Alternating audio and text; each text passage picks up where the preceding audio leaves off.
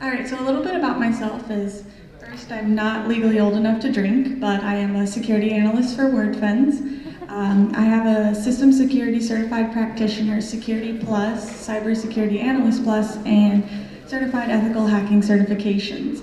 And I love to travel the world. And if you want to follow along with my slides, you can go to chloechamberland.com/wcmia. So the first thing I want to go over is what is security. So in the security world, there's something we refer to as a CIA triad, and so that's going to be confidentiality, integrity, and availability. So essentially we're protecting the confidentiality of our resources and making sure confidential information isn't exposed to unauthorized eyes. And then for integrity, we're ensuring that files aren't modified, so like if it's maliciously modified, and we're protecting the availability of our resources and making sure that things have optimal uptimes and aren't messed with. So the next thing I wanted to go over real quick is something called defense in depth. And with security, you're trying to add as many layers as possible for your security. So for example, you'll start out with a strong username, and if an attacker is able to bypass that strong username, hopefully you have a strong password to protect you. And if they're able to bypass that strong password, then hopefully you have two-factor authentication enabled. And then after that two-factor authentication, if they've been able to bypass all three of these things, hopefully you'll have file edits disabled in your WordPress dashboard. And I'm going to go over these things throughout the talk so you can learn a little bit of how to do this yourself.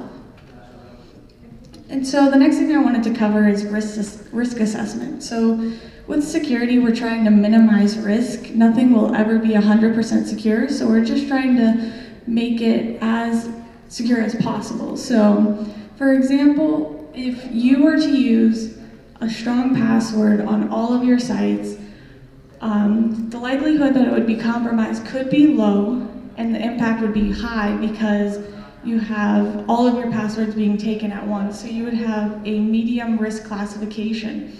And if you used a password manager, it might still be a low likelihood that your passwords are compromised, and it might be a lower impact since they're all going to be different. So then you would have a low risk classification, and you would decide to go with the lower of the two. So you would want to go with the low one. Even though they both have some risk, you still want to choose the one that has the least amount of risk. So now let's get into securing your site. The first thing I want to talk about is hardening your general WordPress configurations. And the two key things I pulled from this is changing the default username of admin, because that's the easiest one for attackers to guess, and password protecting your login page. So you want to do this for protection against brute force attacks and making it harder for the attacker to get into your site. So if you are using a default admin username, an attacker can use that and attempt to brute force into your account trying to guess your password. So changing that just makes it a little bit harder for them to get in. So in order to change your default username, you're going to want to navigate to a database of your choice. Typically you can find phpMyAdmin inside of your hosting dashboard. So it's this little thing right here, and usually it'll say phpMyAdmin. And what you would want to do is you want to go there, and then you're going to want to navigate to the users table. So right here it would say WP_users, and then you'd want to edit that user. And so the next thing you would want to do is you would want to find user_login. You can't really see it well up here, but you would change that over here to something more secure. So if it was admin originally, you would change it to something that would not be easily to guess. And then under here, you could change the user nice name as well. And then you would click go, and you would be all set. And then you'd want to go back to your WordPress site and log in with that new username you just created and verify that it worked. So now for password protecting your login page, you're going to want to navigate to the .ht password generator that you can find at htaccesstools.com/ht password-generator. And you would enter a desired username in this field right here and the desired password, and you would want to make sure it's different from your WordPress login. And so then you would click the create .htpasswd file. You would then take the output that they give you right here and navigate to your file manager of choice.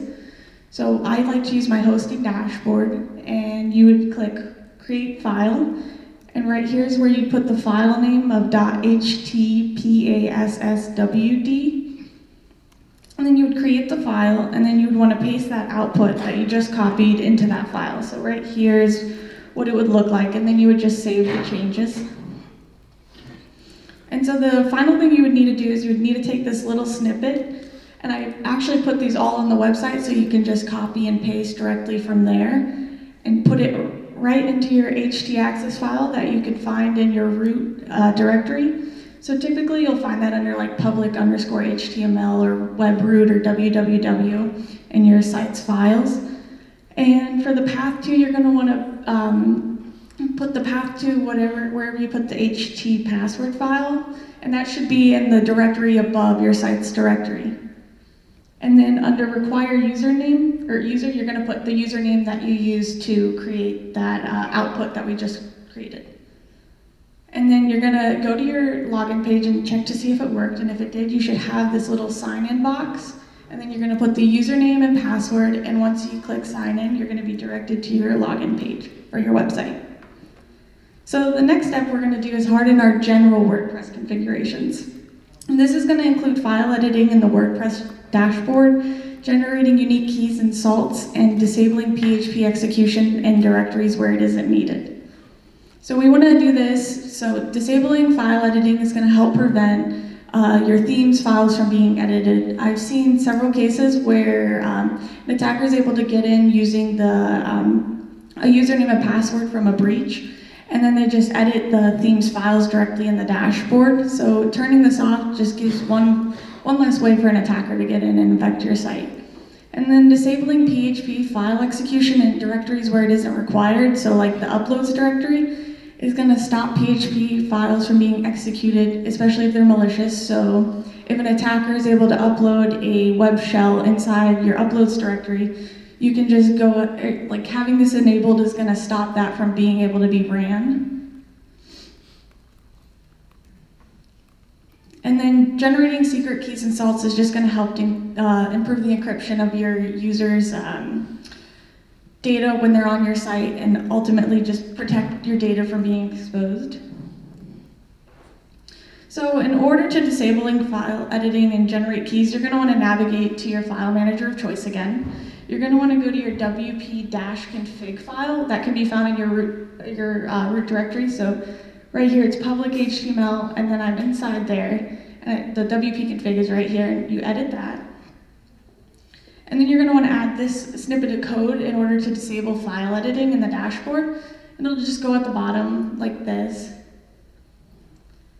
And then for the keys and salts, you're going to want to go to api.wordpress.org/secret-keys-1.1-salt. You're going to copy this output they give you. This is the set of keys and salts. And you're going to go back to your wp-config file, and you're going to paste that content underneath where it says authentication, unique keys, and salts. So if you haven't done this already, it might say something like put your unique keys here, and this is essentially what you're doing. And you're going to want to make sure you save that. And then in order to disable PHP execution, you're going to want to use your favorite file manager again, and you're going to want to create an htaccess file inside the directory that you want to disable PHP execution in. So for example, you should do this in the uploads directory. So you'll just go there, you'll click create file, you'll name it .htaccess, create new file. And then inside there, you're going to paste this snippet of code, and it's going to stop any PHP files from executing. And so step 3 is going to be strengthening our password security. So passwords are essentially what authenticate you and are a very easy intrusion vector for attackers. So if your password is compromised in a credential breach, then attackers can use that password to get into your WordPress site. And I actually just had my passwords compromised from a long time ago where they got into my Domino's account and Chipotle account. And so it's just not something you want to have done, especially if it's your site and you're dealing with a lot of data and customers' data. And then I can't stress it enough, stronger passwords are ultimately going to be harder to crack and harder for attackers to get into your site. And longer passwords are much harder to crack, and I'm going to show you this in a few slides. So strength is going to include more than 10 characters, and you're going to want to have special characters in the mix, and uppercase letters and lowercase letters. And you want to make sure that they're different for every account. So if they're able to compromise your WP admin password, then they hopefully can't get into your hosting account or your FTP account. So for example, puppy dog can be cracked instantly because it's such an easy password to guess. And then you can add a little bit more characters and a little bit more diversity. So now it takes 1 minute to crack this password at the top. And then you can add more characters in, and same uppercase and everything, a little bit longer, and it'll take 6 years to crack. And then you add a lot of characters and everything, and it takes way longer to crack. I don't even know. And then you can add like a special character at the end, and it's even longer to crack. So you're probably wondering how you can have these really strong passwords and be protected and everything. I recommend using a password manager. So there's LastPass, OnePass, and KeePass. And these are all gonna generate passwords with amazing complexity. So for example, LastPass can generate passwords that are 100 characters long. And so I think that would leave you pretty secure from getting your password cracked. And some people are worried about password managers getting broken into and them stealing all of your passwords. But they do encrypt your passwords and salt them, so essentially if they got your passwords, it would still take a lot of time to crack them and everything, and that would even give you time to go and change all your passwords if you're really worried about them getting into your accounts. So here's an example of LastPass. So you can see it has each of your little accounts there, and once you click on them, it would show you what your passwords are, and you can copy and paste from there. Or you can install the this is a Chrome plugin, and it'll have the password generator at the top right. And then you can choose the length that you'd like the password to be. So this can go up to 100. And then you can change what's in it. So like uppercase to lowercase, or you want numbers, or you want special characters. You just turn those on. And you can make it pronounceable, or you can make it crazy. And yeah.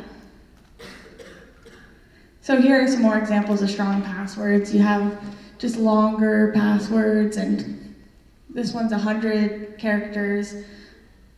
And if you don't like passwords, you can just make really long passphrases that you can remember for all your sites. Step 4 is going to be completing a plugin and theme audit. So essentially you're going to want to remove any unused plugins and themes, and you're going to update all of your plugins and themes and check for any abandoned plugins and themes, because these all add code to your site that are going to eventually have vulnerabilities that need to be patched, and if you're not using it, it just adds more security holes. Hopefully you saw Kathy's talk yesterday talking about plugins. Old plugins and themes can contain vulnerabilities again, and there's always 0 days that are being discovered, so if you haven't updated it, then you're going to have that vulnerability on your site. It's something I see often in site cleaning, so something to look out for. So how can you do this? You can run a vulnerability scan with a plugin or a software, and then you can also just go to your plugins page and just check for anything that says it's out of date, or your themes page. It'll just have a little thing that says it's out of date. And you can also mass update them to make it easier. So you just select all the plugins and then update and then apply, and then they'd all be updated. And if you're worried about an update breaking your site, just create a backup before you go ahead and do that, and you can restore if anything goes wrong. And so step 5 is going to be getting an SSL certificate. This is pretty important. If you don't have it, it's going to say your connection is not private when someone goes to your site, and once you install the SSL certificate, it's going to have a little lock at the top left. So what this does is it establishes a secure connection between the client and the server over HTTPS, and it encrypts all the data being transmitted. So if your customers or anybody is just putting information onto your site, you definitely want to have one of these so it can make that communication secure and it can't get intercepted and compromised. So this is, again, important so you can protect your customers' data and you can protect any personally identifiable information. And when someone's browsing your site out on the public internet, someone can't read that data and intercept it.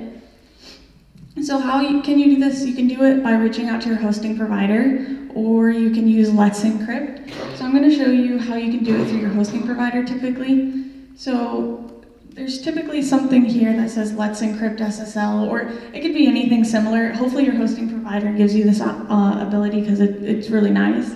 And so what you'll do is you click that, and then you'll want to issue a new certificate for the domain that you'd like to issue it for. And then you would go to the next page, and then you just click issue again. And then you're all set, and then you want to go to your site and make sure that it worked. But first you need to update your WordPress admin URL right here, and your site address URL. So originally it's going to say http dash, or colon dash dash, and you just need to change that to https right here. So then it'll be able to connect over HTTPS. And then you'll go and make sure that you have the little lock and it says connection is secure and everything's all set. So the next thing we want to do is enable two-factor authentication.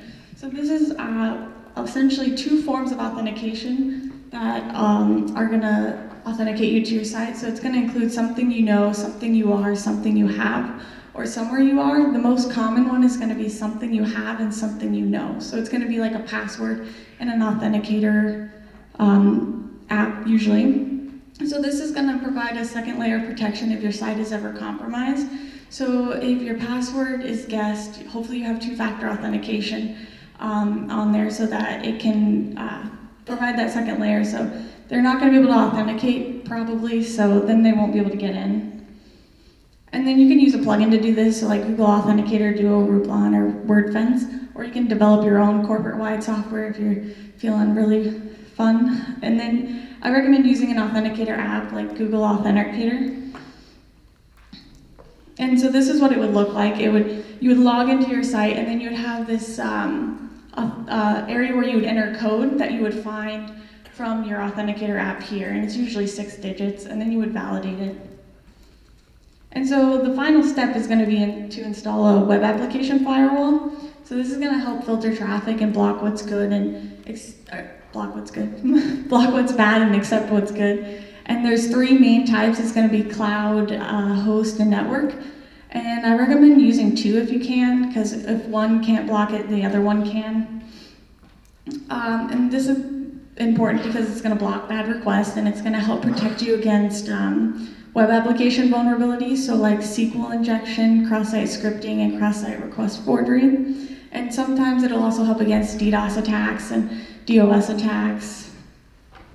And then you can just find a security company that provides one, and then configure your firewall based on their configurations and rules. So now you want to maintain your security, because security isn't a one and done deal. You need to start by securing your site, and then you need to maintain it over time. So first you want to start with regular malware and vulnerability scanning. So you want to check the integrity of files and make sure they haven't been maliciously modified. I've seen cases where someone hasn't had a scanner on their site and they've been compromised for months and they didn't figure it out until they installed a scanner. So it's really important that you keep checking your site's files and plugins and themes. It's going to alert you to anything that might be out of date. So you can use a plugin like Wordfence Secure Your iThemes, or use a service like WP Scan or Nikto. I recommend scheduling scans if possible, and you should complete like a really in-depth one at least once a quarter, and then I recommend trying to do them at least once a week, and then if you can do it even more than that, then that's even better. So tip 2 is going to be enabling log archiving on your server. So I recommend keeping at least 12 months worth of logs on your site, because if you do get attacked or compromised one day, these logs can help determine what the intrusion vector was, and then you can start from there and secure your site in that direction. And they can also be helpful for detecting attacks if you use a log monitoring tool like Splunk. And so how you can do this, if you're using you're using a hosting provider, obviously, but hopefully they'll have something like raw access, and you'll just click on that. In step 2, you're going to want to make sure that this feature is enabled. I have the title right up here. It's this one, but you don't want to make sure that second one isn't enabled because it's going to remove the previous months of logs, and you want to make sure you have 12 months. So having that second option enabled is just, it's not even worth it to keep your logs on.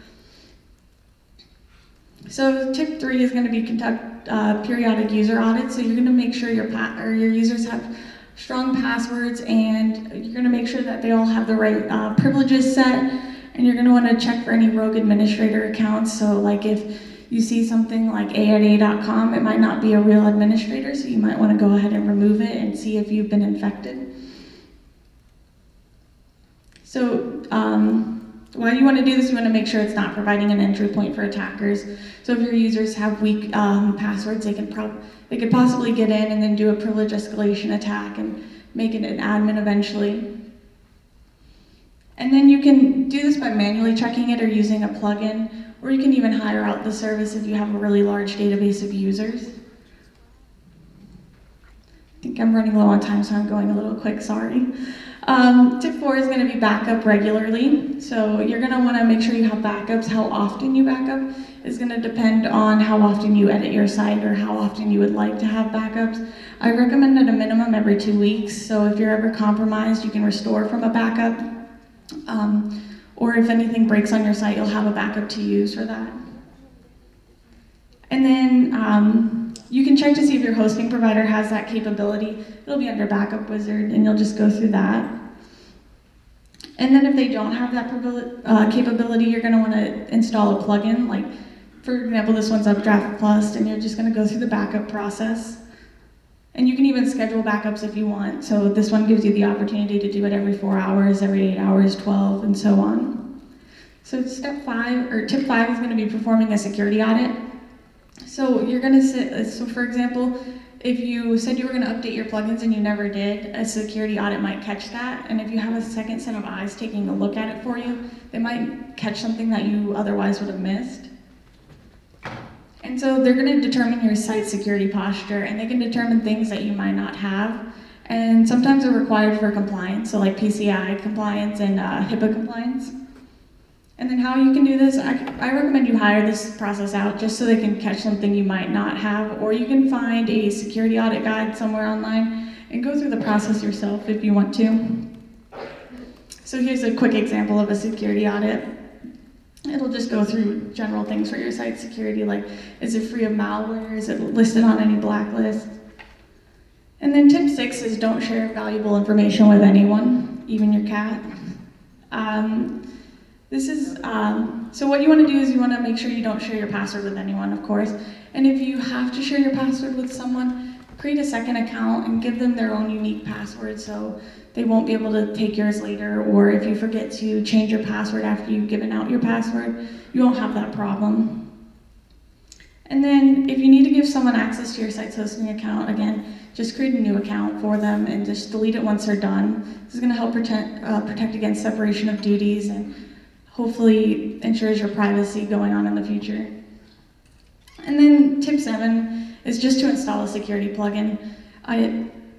I don't think it's an end-all solution for your site security, but I think it can provide a lot of additional features that might not otherwise be able to implement easily. So it'll give you rate limiting, brute force protection, traffic logging, and then some of them can cover like multiple things that I've talked about today, like two-factor authentication and firewalls and WordPress hardening. And they're very user-friendly and easy to implement. So it's going to provide that additional layer of security, and they typically come with various features. So check the WordPress repository for some security plugins and look at reviews and features to determine what would be best for your site. Some popular ones that I know of are right here for you. And thank you. If you loved my talk or hated it, you can give me feedback at mytalk.rocks, and then all my information for you to contact me is down here, and then I'm happy to answer questions.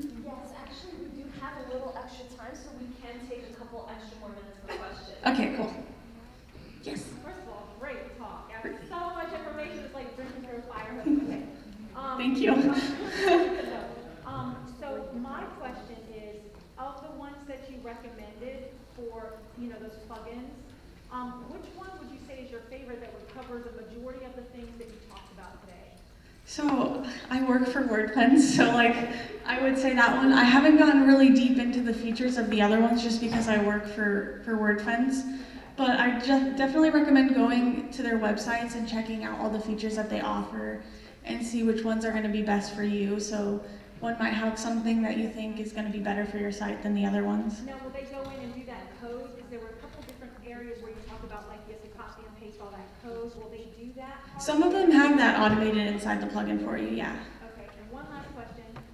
Is there a way, a quick and easy way to see which plugins are on your site that you're no longer using or that you can just delete? You know what I mean? Is there a way to do that? Yeah, so there's scanners inside those plugins as well that will tell you if there's any like abandoned plugins, and then for ones you aren't using, you can actually just go there and it should tell you if it's activated or not. So just check to see if it says if it's activated, and if it's not activated, then I would just delete it because you're probably not using it. Got it, thank you. Yeah, you're welcome. You recommended removing unused plugins. Yeah. What about themes? Yeah, definitely remove unused themes too. Yeah, because it just provides extra code for an attacker to get in. So, yes. My partner was talking to her. She said that she has an agreement with GoDaddy, which is $5 a month, which is now a work service. Is that? Do you recommend something like that, or do you think they cover enough of the issues? So I don't know the specifics about what they cover or anything. You should probably go to the GoDaddy booth and ask them what they cover and everything, and then you can come see me after if you think it's a good opportunity, and I can try and help you. If you like, yeah. On password managers, I use Dashlane. What's the one that you mentioned? No, that's definitely another one too. I just wanted to put a couple up there. So. Two quick questions. One, when you recommended changing your administrative name, on the WordPress, it says admin or whatever you put there. It shows. It shows on your, on the front end. So what do? Do you hide your name? If you change it, I mean, they're going to see it anyway. I think you can change the name that actually displays. So. You can have one name with that, one name in the front? Yeah, I think I'm pretty sure. How do you do that? I think. Let me see real quick. Here, can you come see me after, and I'll try and walk you through that. And you have one more. You said you use the password manager. Are you talking about like your iPhone, or do you need an app? Which ones are all of them secure? Or? Most of them are secure. I hope at least if they're doing that. But you can usually it's usually a website, and then you can install like plugins onto your phone and onto your like I use Chrome, so you can install it on there, and then you can generate passwords from there, and it'll add it automatically. So you can use it across devices. So if you're worried about not being able to get into an account on one device and not the other. Yeah. And what exactly would you summarize? What is Wordfence? What do you do? Do you want to come see me after, and I'll talk to you about that? All right. Any other questions? No? All right. All right. Oh, yes, right over there. Sorry, how long will these slides be available on your site? Oh, I'll just have them up there forever. You can just find them whenever. That was an incredible talk. Really? Thank you. I was worried about having too much and spewing. Thanks. Any other questions? I think he had. Right over there? So, what's the best way to protect your laptop? Because sometimes you're working on your page or the information not come. Is there a good way just to ignore all those protections? Or what is it? You should definitely use an antivirus software, but I'm more into like the WordPress security, so you can talk to me after and I can try and help you with that. Yeah, VPN. All right. Anyone else? Floor's still open. All right. Well, excuse me. Let's give Chloe a really big round of applause. That was a great talk. All right. And if you really did like her talk, you can definitely leave her feedback on My Talk Rocks. That's mytalk.rocks. She would really appreciate it. And Please stick around for our next talk by Kareen. I left my phone over there. By Kareen. And thank you so much. And oh, if you have any photos, we definitely would love to see them. Feel free to post them on Twitter, on Instagram, on Facebook, and use the hashtag WCMIA. Thank you so much. Please stay tuned.